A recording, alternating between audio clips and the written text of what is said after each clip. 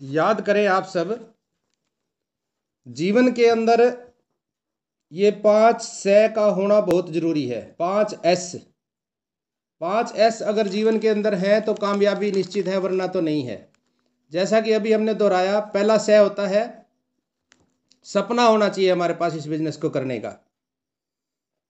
दूसरा साहस होना चाहिए। तीसरा सीखना। चौथा संगत। पांचवा स्वास्थ्य। छठा समय। और सातवां संयम।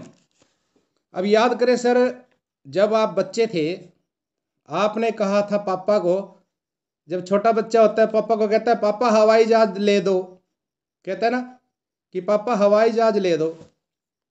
याद करिए जब आपने कहा था कि मैं पापा मुझे ट्रेन लेके दो, कहा होगा आपने बचपन में। याद करिए उन सपनों को जब आप बच्चे थे और आप सोचते थे कि मैं एक घर बनाऊंगा, अपनी पत्नी को शिमला मसूरी घुमाऊंगा, सोचा होगा आपने। वहाँ पर बर्फ़ के गोले, वहाँ बर्फ़ से खेलूंगा, बर्फ़ गिर रही होगी और मैं गोला उठा के बर्फ़ का अपनी पत्नी को मारूंगा और फिर मेरी पत्नी मुझे वो गोला उठाकर मारेगी। वो बर्फ़ के गोले कहाँ गए? कहाँ गया वो गोल? कब वो गोला गोल में बदल गया? कब वो आपका गोल, कब वो आपका विजन एक जीरो गोल में बदल गया, जीरो में बदल गया? याद करिए वो सपना आज कहाँ है? वो सपना, आपके सारे सपने चूर चूर हो गए। आपने सोचा था कि एक बड़ी सी गाड़ी होगी और मैं ड्राइव कर रहा हूँगा, मेरी पत्नी साइड वाली सीट पे बैठी होगी और गाना बज रहा होगा, जिंदगी एक सफर है सुहाना। सोचा था ना? कहाँ गए आपके वो सपने? कहाँ गए? सोचिए सर, कहाँ पे चले गए आपके वो सपने? सर मैडम ने कल बताया कि एक मेंढक था, बाहर बहुत तेज बारिश हो रही थी, ठंड बहुत थी, बहुत ज़्यादा ठंड थी, और वो एक मेंढक जो है एक घर में घुस गया। घर में घुस के उसने एक छोटे से बर्तन में जो पानी था उसी में छलांग लगा दी। पानी गर्म था, पानी का बर्तन चूल्हे पे रखा हुआ था, पानी गर्म था, उसको मज़ा आया क्योंकि ठंड से राहत मिली। और कुछ देर उसको बहुत अच्छा लगा। थोड़ी देर बाद पानी और ज़्यादा गर्म हो गया तो मेंढक ने कहा कि चलो मैं एडजस्ट कर लेता हूँ। अब बर्तन भी गर्म हो गया, अब जो पतीला था पानी का वो भी गर्म हो गया। अब मेंढक चाह के भी उस बर्तन से बाहर नहीं आ सकता, मेंढक चाह के भी उस बर्तन से बाहर नहीं निकल पाया और वहीं पे उसकी मौत हो गई। सर आम इंसान भी इसी तरह से एडजस्ट कर लेता है, आम इंसान भी इसी तरह से एडजस्ट करता है। जवानी के दिनों में काम नहीं करते, थोड़ी सी चैलेंज आते ही हार जाते हैं, फिर बुढ़ापे में सोचता है काश मैं कुछ कर लेता, आज मेरी जिंदगी में कुछ और होता। सोचता है ना, काश मैं कर लेता, मेरी जिंदगी में आज शायद कुछ और होता। एक बच्चा जब बड़ा होता है बड़े बड़े सपने लेकर के पैदा होता है, बड़े बड़े सपने होते हैं, लेकिन फिर एडजस्ट करने लग जाता है। और मैडम ने बताया कि भूल गए राग रंग, भूल गए कजरी, 3 चीज याद रही, नमक तेल लकड़ी। यही हालात है आज। सपना कार का था, सपना क्या था? कार का, लेकिन साइकिल पे आ गए, साइकिल पे आ गए। थोड़े दिनों बाद चलो बाइक ले ली, फिर एडजस्ट करता है। आप बैठा हुआ है, पत्नी पीछे बैठी हुई है, कुछ समय बाद फिर तीसरा आ जाता है, उसको बीच में बिठाता है। थोड़े समय बाद फिर चौथा बच्चा आ जाता है, यानी दूसरा बच्चा आ जाता है, 4 हो जाते हैं। अब एक बच्चा पापा के आगे बैठता है, दूसरा मम्मी की गोद में होता है। थोड़े दिन बाद तीसरा बच्चा आ जाता है, अब जो बड़े वाला था उसको टंकी पे बिठा देते हैं, चल भाई तू टंकी पे। तो इस तरह से इंसान एडजस्ट करता है, इस तरह से इंसान के सपने चूर चूर हो जाते हैं। विचार करें सर, याद करिए, क्या ऐसा नहीं हो रहा है? कहाँ तो कार का सपना था और कहाँ बाइक पे एडजस्ट हो गया, और फिर बुढ़ापे में सोचता है काश मैं कुछ कर लेता, मैं कुछ कर लेता। अपॉर्चुनिटी तो बहुत आई मेरे पास, लेकिन मैं ही नहीं समझ पाया। अब बुढ़ापे में समझने से क्या होगा? समझना है तो आज समझिए सर, समझना है तो आज समझिए, करना है तो आज करिए। आज अगर करेंगे तो आपको सारी जिंदगी आनंद में बीतेगी। आज आपके पास समय है, आपको भी बुढ़ापे में पछताना ना पड़े, आपको भी आगे चल के पछताना ना पड़े। थोड़ा सा चैलेंज आते ही आप लोग घबरा जाते हैं। चैलेंज के समय हमने ये सीखना है कि चैलेंज के समय उनके साथ कैसे रहा जाए। हमने इसको एडजस्ट सीखना है कि चैलेंज आया तो इसको कैसे हैंडल करना है। मुझे ये बताओ, चैलेंज किसे नहीं है? सभी को है। मेरे को मेरे बराबर का चैलेंज है, आपको आपके बराबर का चैलेंज है, मोदी जी के सामने उनके बराबर का चैलेंज है। और जब आप ग्रो कर रहे होते हैं तब ये स्थिति और भी ज्यादा हो जाती है, क्योंकि जब ग्रोथ होती है तो दर्द होता है। और सतीश पंडित जी कहते हैं कि कामयाबी हमेशा दर्द के साथ ही आती है। जब दर्द होता है तो ये सोचो कि कोई नई चीज, यानी कोई नई उत्पत्ति होने वाली है। जब हमने क्या सोचना है कि नई उत्पत्ति होने वाली है। और कहते हैं कि सफलता की वो आदत है कि दर्द की कोख से वो जन्म लेती है, आराम की कोख से नहीं लेती है। और जो ग्रोथ का दर्द होता है वो एक बार होता है, बार बार नहीं होता वो दर्द। ग्रोथ का दर्द केवल एक बार होता है। और जो उस दर्द को सहन कर लेते हैं, जो उस दर्द को सहने की स्थिति में होते हैं, उनको पश्चाताप का दर्द नहीं होता कभी भी। फिर वो सारी उम्र पछताते नहीं है, वो दर्द सारी उम्र नहीं सताता है। आप तय करें कि दर्द एक बार सहना है या बार बार सहना है। मैं तो यही कहूंगा कि एक बार ही सहना है। यस, यस के नो? एक बार दर्द को सहन कर लिया तो सारी उम्र दर्द नहीं रहेगा, फिर सारी उम्र खुशियां आएंगी। तय करें कि जब चैलेंज आए अपने आप को और मजबूत करें। जब जिंदगी में कोई चैलेंज आ जाए तो और मजबूती के साथ खड़े हो जाए और देखें जहां पर कोई कमी है उसको सीखने की कोशिश करें। क्यों? जब दर्द आता है तो आप ये समझिए कि ईश्वर कमजोर आदमी को मुश्किलें इसलिए देता है ताकि वो मजबूत हो जाए। ईश्वर कमजोर आदमी को मुश्किलें इसलिए देता है ताकि वो मजबूत हो जाए, और मजबूत आदमी को इसलिए मुश्किल देता है ताकि वो महान बन जाए, और महान आदमी को मुश्किलें इसलिए देता है ताकि उसको याद रहे कि मेरे से ऊपर भी कोई है। उसको याद रहे कि मेन स्विच किसी और के हाथ में है, परमात्मा के हाथ में है। याद रहे कि तू इंसान है, भगवान नहीं है। इसलिए महान आदमी को भी मुश्किलें आती हैं। अगर आप अच्छी और बड़ी ख्वाहिश रखते हैं, बड़ी सक्सेस को पाना चाहते हैं, तो बड़ी मुश्किलों के लिए तैयार रहना पड़ेगा। तैयार रहना पड़ेगा बड़ी मुश्किलों को सहन करने को। और वो जब भी आएगी आपको पहले से थोड़ा और ऊपर खड़ा करके जाएगी। जब भी मुश्किलें आएंगी तो ये समझो कि आपको ऊपर की ओर ले जाने के लिए आई हैं। आपके पास मान लीजिए कोई कमी है, आज आपके पास कार नहीं है, आपको ठंड लगती है, आप बाहर नहीं जा सकते। मान लीजिए आपके पास आज कार नहीं है, मान लीजिए आज आपके पास टाइम की कमी है, मान लीजिए आज आपके पास साधन की कमी है। तब आप सोच सकते हैं कि टफ टाइम है।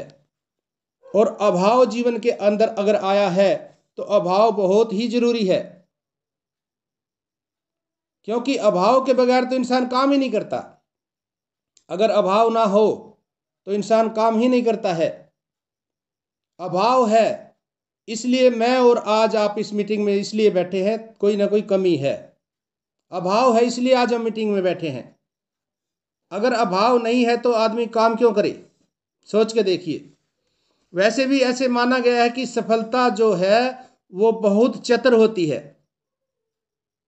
सफलता जो है बहुत ही चतुर होती है।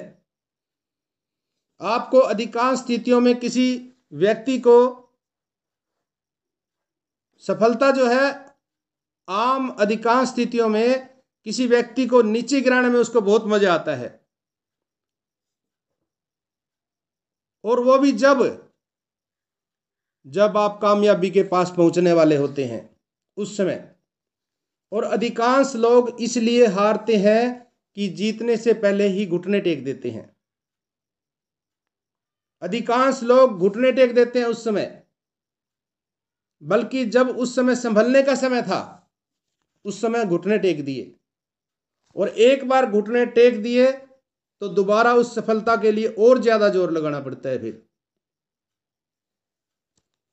किसी शायर ने एक शेर कहा है कि मेरी जिंदगी एक मुसलसल सफर है, जब मंजिल मिली तो आगे बढ़ा दिया।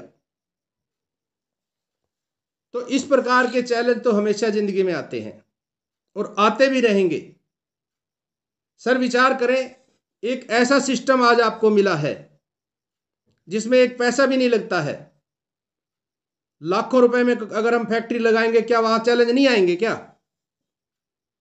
आप लाखों रुपए कोई फैक्ट्री लगाइए, घर से 20-30 किलोमीटर दूर लगाएंगे, आपके घर में नहीं लगेगी वो फैक्ट्री। घर से 20-30 किलोमीटर वो फैक्ट्री दूर लगेगी। वहां पर आप हर रोज जाएंगे, सुबह मोटरसाइकिल से जाएंगे, गाड़ी से जाएंगे, क्या वहां पे तेल नहीं खर्च होगा? क्या वहां पे नहीं लगेगा खर्चा? क्या वहां पे फैक्ट्री का किराया नहीं देंगे क्या उस जगह का? लाखों रुपए खर्च करने के बाद भी कोई गारंटी है क्या वो चल जाएगी? यहां एक पैसा भी नहीं लगा हमारा, और यहां पे हम मेहनत करने को तैयार नहीं है, यहां पे हम सीखने को तैयार नहीं है। यहां पे हम ये सोचते हैं कि ऊपर से आ जाए, यहां पे हम सोचते हैं कि नीचे वाला कर दे कोई, मुझे ना करना पड़े। सर चैलेंज तो आते हैं जिंदगी के अंदर, किसे नहीं आए चैलेंज? चैलेंज हर किसी के पास होते हैं। तो अगर हम कामयाबी चाहते हैं तो आज के समय में हमें विचार करना पड़ेगा। टीसी छाबड़ा जी कहते हैं कि सेलिंग की तरफ ध्यान देना है। सेलिंग जीवन के अंदर बहुत जरूरी है सर, और हर कोई बेच रहा है। इंसान पैदा होते ही बेचता है। सुनील सर कहते हैं कि याद कीजिए, जब आपको पहली बार एक मिठी गोली यानी टॉफी, यानी जब आपने एक कैंडी टॉफी खाई थी, आपने 10 बच्चों को बताया था स्कूल में जाकर कि मैंने फला दुकान से ली है। वो छोटा सा दुकानदार आज बहुत बड़ा हो गया, उसकी छोटी सी दुकान आपने बहुत बड़ी कर दी। किसके कारण हुई? आपके कारण। जब पहली बार आपने एक कोल्ड ड्रिंक पी थी, 10 बच्चों को बताई थी, और वो 10 बच्चे फिर जाके ले आए उस दुकानदार से, आपको क्या मिला? पहली बार आपने जब साइकिल खरीदी थी, माँ बाप ने जब साइकिल आपको लेके दी थी, बहुत से बच्चों को बताया था आपने। जब आपने बाइक खरीदी, बहुत से बच्चों को बताया था आपने। बेचता इंसान पैदा होते ही बेचना शुरू कर देता है, जन्म होते ही इंसान बेचना शुरू कर देता है। लेकिन वो बेचना, आपको वहां क्या फायदा मिला? वहां से आपको मिला क्या? कुछ नहीं मिला। लेकिन अगर यहां पे अगर हम बेचते हैं तो यहां पे हमें फायदा मिलता है। जिस दिन आप आरसीएम के अंदर फार्म भरते हैं, फार्म भरते ही आप उसी दिन 45% के हिस्सेदार बन जाते हैं। आज के समय में 15,000 करोड़ रुपए की फैक्ट्री के आप 45% के हिस्सेदार हैं, लेकिन काम नहीं करते क्योंकि पैसा नहीं लगा आपका। आज तक हमने अपना माना ही नहीं उसको। काम को तो छोड़िए, हमारे घर का खर्चा भी बाहर से आ रहा है। विचार करें, किसके घर में 5-4 हजार पैसे कम खर्चा है? अगर मैं बात करूं, रसोई का खर्चा 3,000 रुपए है मिनिमम। छोटे से छोटे परिवार का खर्चा रसोई का 3,000 कम से कम होता है। और आज के समय में तो हमारे पास बहुत से प्रोडक्ट है। हमारे पास न्यूट्री चार्ज है, गामा ओरिजिनल है। और कल बताया भी गया था कि घर में अगर झगड़ा होता है पति पत्नी में, तो कारण क्या है? बहुत से झगड़े न्यूट्रिशन की कमी के कारण होते हैं। शरीर में जब न्यूट्रिशन की कमी होती है, तनाव हो जाता है, तनाव होता है, टेंशन होती है, गुस्सा आने लग जाता है और वो झगड़ों का कारण बन जाता है। आज किसको जरूरत नहीं है न्यूट्रीचार्ज मैन की, न्यूट्रीचार्ज वुमेन की? किसको जरूरत नहीं है न्यूट्रीचार्ज किड्स की? बच्चे को, हर एक को जरूरत है। अगर इन चीजों का इस्तेमाल करें तो 5,000 तो हमारे घर से ही हो जाता है। दूसरी बात, अगर आज हम इन चीजों का इस्तेमाल नहीं कर रहे हैं तो हमारा पैसा बीमारियों में जाएगा। आज हमें हो सकता है हमारे शरीर को जरूरत नहीं है, आज हमारे शरीर को जरूरत नहीं है। हम कई बार लोगों से बात करते हैं तो वो कहते हैं कि मेरा शरीर तो स्वस्थ है, मुझे जरूरत नहीं है किसी चीज की। सर, आज के लिए नहीं है न्यूट्रीचार्ज। बुढ़ापे में सहारे की जरूरत ना पड़े, जब तक घुटने पैर ठीक काम कर रहे हैं इंसान संभालता ही नहीं है। 30, 35, 40, 45 साल की उम्र के बाद जब घुटने खत्म कर लेता है, दर्द होने लगता है, फिर दवाई खाता है, पेन किलर खाता है, 2-3 साल पेन किलर में निकाल देता है। जब पूरी तरह घुटने खत्म हो जाते हैं फिर डॉक्टर के पास जाता है और डॉक्टर कहता है कि सर आपके घुटने रिप्लेस करने पड़ेंगे, बदलने पड़ेंगे। जब तक काम दे रहे हैं ले लो बस, नहीं तो बदलने पड़ेंगे। हमारे पास न्यूट्रीचार्ज बीजे है, बोन एंड ज्वाइंट्स। 35 साल की उम्र के बाद हर एक को लेना चाहिए। वो जिसके घुटने खत्म हो चुके हैं 3 महीने का ट्रीटमेंट करें, 90 दिन का। और जो स्वस्थ है वो साल में एक बार, सिर्फ साल में एक बार लेता रहे, पूरी उम्र घुटने खत्म नहीं होंगे। कई बार हम बात करते हैं हेल्थ गार्ड की, गामा ओरिजिनल की, तो लोग कहते हैं हम तो सही है, हमें कोई दिक्कत ही नहीं है। तो क्या इंतजार करें और दिक्कत आएगी तब खाओगे? हम तो तेल खाते हैं, हम तो रिफाइंड खाते हैं। सर, हमारे पास एक ऐसा तेल है जो जिस घर में लगातार यूज हो जाए 3 से 6 महीने में बहुत सी बीमारियां खत्म कर देता है। लेकिन कब खाते हैं हम? जब 2-3 लाख रुपए हमारे खर्च हो जाते हैं, जब 50-60 साल की उम्र में जाके हॉस्पिटल में एडमिट होते हैं, हार्ट ब्लॉक हो जाता है, नसें ब्लॉक हो जाती है, अधरंग हो जाता है, हार्ट अटैक आ जाता है। अब क्या फायदा खाने का? अब क्या फायदा है खाने का? जब समय था तब तो नहीं संभले। हमारे साथ ये होता है, हम लोगों को बताते हैं लेकिन मानते नहीं है। हमें इन लोगों को जगाना पड़ेगा। आज हमें हर घर में ये प्रोडक्ट पहुंचाने पड़ेंगे। आप विचार करके देखें, हमारे आसपास, हमारे परिवार के अंदर जब 50-60 साल की उम्र में पहुंच जाता है कोई, हमारा अपना माँ बाप ले लीजिए, भाई बहन, रिश्तेदार, परिवार वाले, एकदम से उसको बीमारी आती है और हॉस्पिटल में एडमिट होता है, जाके 2-3 लाख रुपए खर्च भी कर देता है। हार्ट अटैक आ गया, अगर 2-3 लाख रुपए खर्च करेगा और सारी उम्र के लिए उसको परहेज रखने पड़ेंगे। सारी उम्र इतनी दवाइयां खाता है वो, सुबह उठते ही टैबलेट खाना शुरू करता है, सारी उम्र। अब वो घी नहीं खा सकता, बहुत सी चीजों के परहेज हो जाते हैं। यही अगर आज हम संभल जाएं, आज से अगर हम आरसीएम के प्रोडक्ट खाना शुरू करें, आज से हम हेल्थ गार्ड खाना शुरू करें, आज से हम गामा ओरिजिनल खाना शुरू करें, आज से हम न्यूट्रीचार्ज खाना शुरू करें, सर बुढ़ापे में सहारे की जरूरत नहीं पड़ेगी। लेकिन इंसान की आदत बन चुकी है कि जब कोई बीमारी आती है तब संभलता है। तो आज आपके पास समय है, आज आप लोगों को बताएं। आज आपको चुना है आरसीएम ने, आपको आरसीएम समझ में आया है, समझ में आया तभी तो आप मीटिंग में आए बैठे हैं ना। आज आपको परमात्मा ने चुना है, आप लोगों का भला करिए। चलो लोगों को छोड़ दो आप, कोई बात नहीं, अपने परिवार का भला कर लो, अपने आप का भला कर लो, अपने बच्चों का भला करिए, बचाइए आज आने वाले समय में। क्योंकि भारत सरकार का सर्वे कहता है, एक रिपोर्ट कहती है कि भारत में बिकने वाला हर तीसरा चौथा प्रोडक्ट डुप्लीकेट है। अगर 100 प्रोडक्ट हमारे घर में यूज हो रहे हैं तो उसमें से 25-30 डुप्लीकेट आ रहे हैं। बीमारियां नहीं आएंगी क्या? आएंगी। आज बचने की जरूरत है। आज बचाने की जरूरत है। इसलिए कोशिश करें, हमारे घर से ही शुरुआत करें, अपने घर को बीमारियों से बचाएं, अपने परिवार को बीमारियों से बचाएं, अपने रिश्तेदारों को, अपने मित्र को, अपने प्यारे को, समाज को, देश को बीमारियों से बचाएं। और टीसी छाबड़ा जी कहते हैं कि आज के समय में डायमंड करना बहुत जरूरी है। और कल भी मीटिंग में बताया गया कि अगर आप डायमंड बनना चाहते हैं तो पहली सीढ़ी पे तो आ जाइए, कम से कम डायमंड में आ तो जाओ, कोर में तो आ जाओ कम से कम। सर आप देखिए, बहुत बड़ी पार्टियां होती हैं, बहुत बड़े बड़े संगठन होते हैं, बहुत बड़ी बड़ी संस्थाएं होती हैं। आपने देखा होगा, मैं किसी का नाम नहीं लूंगा, उस संस्था के अंदर लाखों इंसान होते हैं, उस पार्टी के अंदर लाखों लाखों इंसान हैं, करोड़ों इंसान हैं, लेकिन 10 20 30 लोग ऐसे होते हैं जो कोर टीम में होते हैं, कोर में होते हैं, वो जो व्यवस्था को संभालते हैं, जो जिम्मेवारी लेते हैं। और वो बहाने नहीं लगाते, वो बहाने नहीं लगाते कि मेरे साले की लड़की की शादी है, मैं नहीं आ सकता।